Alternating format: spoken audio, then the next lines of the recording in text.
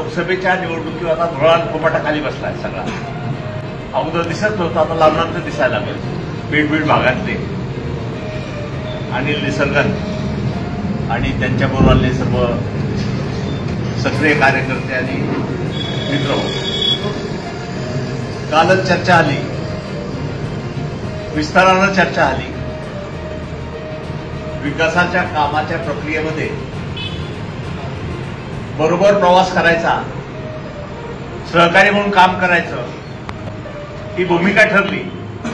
आणि मी म्हटलं आता 16ला कार्यक्रम आपल्या कार्यकर्त्यांचा मेळावा आहे आणि त्यानंतर आपण बघू. ते म्हणजे नाही, 16पर्यंत वाट बघायची नाही. मला इथं यायचंय आणि मला फक्त बौद्ध समाजाची किंवा मातृ समाजाचे कार्यकर्ते घेऊन नाही. याच्यामध्ये मी जातो मराठीचे कार्यकर्ते, वडराचे आहेत, लिंगायत आहेत, एका समाजाचे कार्यकर्ते इथं नाही. अनेक चेहरे मी पाहतो, ज्याला ओळखतो. ते वेगवेगळ्या समाजाचं रसायनांनी भट्टी करून सगळ्यांना एकत्र आणून आपल्या भागाचा कसा विकास होईल त्याचा प्रयत्न गेल्या अनेक वर्षापासून त्यांनी सुरू केला आहे. आणि आज त्याच्याबरोबर डोंगरे असतील, मस्के असतील, त्यांची सहकारी आले त्या भागात. मला वाटतं सगळे जीवाभावाचे सहकारी आहेत. आणि ह्या लोकसभेच्या निवडणुकीवर आता धुळान फोपाटाखाली बसलाय सगळा. अगोदर दिसत नव्हतं, आता लांबनंतर दिसायला लागेल. आणि त्यामुळे स्पष्टता आलेली आहे. जय पराजय यश आपली चालू असतं राजकारणामध्ये. ही लोकशाहीची कुस्ती आहे. कुस्तीमध्ये अनेकाचे विजय झाले, अनेकाचे पराजय झाले. आणि त्यामुळं आहे त्याचं कौतुक न करता किंवा त्याला कवटाळून न बसता येणारा काळ आणि येणारी संधी ही आपल्या शहराकरता आणि आपल्या कार्यकर्त्या, आपल्या लोकांकरता कशी राबवता येईल. सत्ता हे अंतिम साध्य नाही, हे साधन आहे.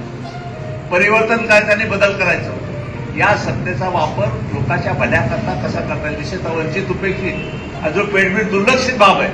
आज पेठ गाव पेठेमध्ये वैभव होतं. पेठ म्हणजे शहराची प्रमुख व्यापार केंद्र असा अर्थ होतो पेठबीडचा.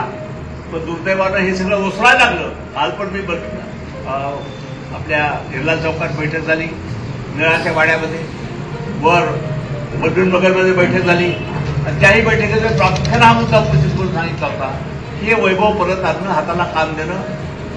पेठबीड भागामध्ये विशेषतः निसर्गन ज्या भागात येतात तिथं अनेक जाती धर्माची लोक सकाळी चूल पेटली, संध्याकाळी चूल पेटत नाही अशा भ्रांतीमध्ये असतात. कष्ट आणि श्रम करून जगणारा समाज हा सगळ्या, म्हणजे फक्त बौद्ध नाही, सगळ्या जातीचे लोक. जगामध्ये 40 देशात निवडणुका चालू आहेत. 40. अमेरिका, इंग्लंड, भारताचं हे लोकशाहीची प्रक्रिया पूर्ण झाली.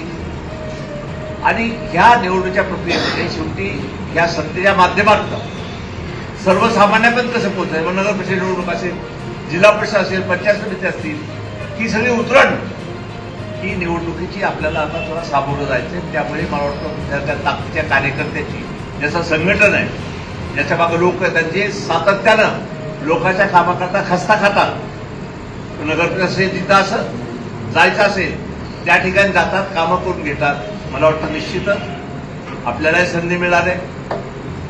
लोकांचा पाठिंबा पाठबळ असतं लोकशाहीमध्ये, ते कोणी नाकारू शकत नाही, डावलू शकत नाही. चमकोगिरी करणारे अनेक असतात, पण चमक किती वेळ राहते? चमक काही काळापर्यंत राहते. तो ओरिजिनल जिथं असेल, नाणं खणखणीत असेल, ते वाचतंच. बद्ध नाणं वाजत नाही, दिसायला आकर्षित दिसत, पण खणखणीत वाजत नाही. त्यामुळे तुम्ही आलात, तुमच्या कार्यकर्त्याबरोबर आलात, तुमचं मनापासून स्वागत आहे. आणि तुमची संधी भविष्यातली कामाची आणि कामाच्या माध्यमातून ज्या काही अपेक्षा तुमच्या मनामध्ये आहेत त्या पूर्ण करायकरता आपण सगळे बरोबर राहू, एवढंच या ठिकाणी सांगतो.